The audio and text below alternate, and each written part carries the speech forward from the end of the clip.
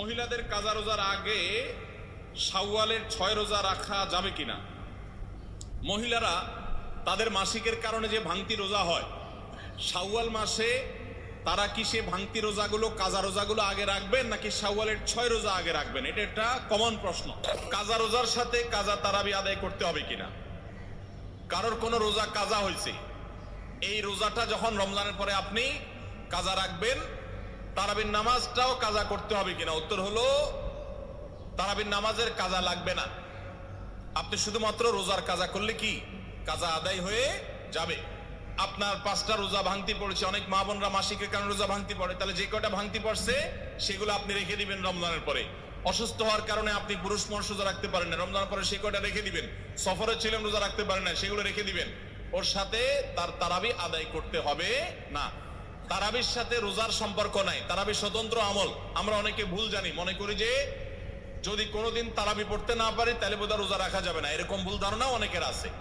রোজার সাথে তারাবির কোনো সম্পর্ক নাই। এমনকি একজন মানুষ রোজা রাখতে পারছে না কিন্তু তারাবি পড়ার সুযোগ আছে, তিনি অবশ্যই তারাবি পড়ার চেষ্টা করবেন, কারণ দুইটাই স্বতন্ত্র ইবাদত।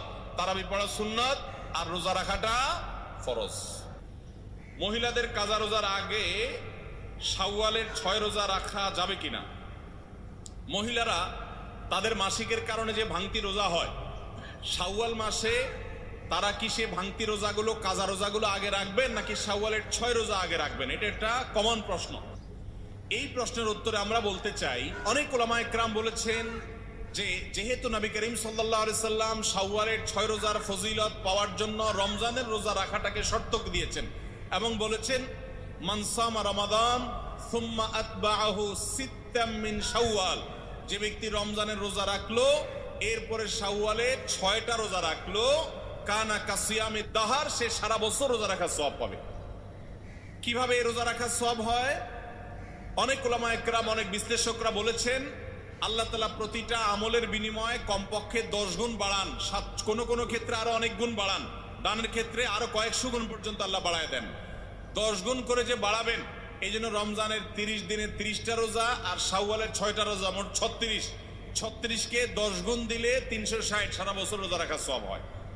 তো এই জন্য শাওয়ালের 6 রোজা রাখতে হবে। এখন কথা হলো, নবী সাল্লাল্লাহু আলাইহি সাল্লাম কিন্তু বলেছেন যে রমজান রোজা রাখলো এরপরে শাওয়ালের 6 রোজা রাখলো, তার জন্য সারা বছরের সওয়াব। তাহলে এখানে রমজান রোজা রাখার পরে 6 রোজা রাখার কথা বলা হয়েছে। এই জন্য অনেক উলামায়ে কেরাম বলেছেন মহিলারা তাদের ভাঙতি রোজাগুলো আগে রাখবে, তাহলে রমজান রোজা রাখা হয়ে গেল, এরপরে শাওয়ালের 6 রোজা রাখবে। এটা একটা মত। তবে আরেকটা মত হলো শাওয়ালের 6 রোজা যে ভাঙতি পড়েছে এর মানে এই না যে তিনি রমজান রোজা রাখেন না, তিনি রমজান রোজা রাখছেন। এগুলো তো আল্লাহ নির্দেশের কারণে তিনি রাখতে পারেন না, যেহেতু তিনি অসুস্থ মাসিক। তো এই জন্য তিনি এগুলো পরে রাখলেও শাওয়ালের 6 রোজার সওয়াব তিনি পাবেন। কারণ শাওয়ালের 6 রোজা তো শাওয়াল মাসে না রাখলে আর হবে না, পরে রাখলে আর হবে না, কিন্তু এই কাজাগুলো তো পরে রাখলেও আদায় হবে। তো উত্তম হলো কাজা আগে করে যদি শাওয়ালের 6 রোজা রাখতে পারেন সবচেয়ে উত্তম, না পারলে অন্তত শাওয়ালের আগে রেখে কাজাগুলো পরে রাখলেও আশা করতে পারেন আল্লাহ তাআলা শাওয়ালের 6 রোজার ফজিলত দিবেন।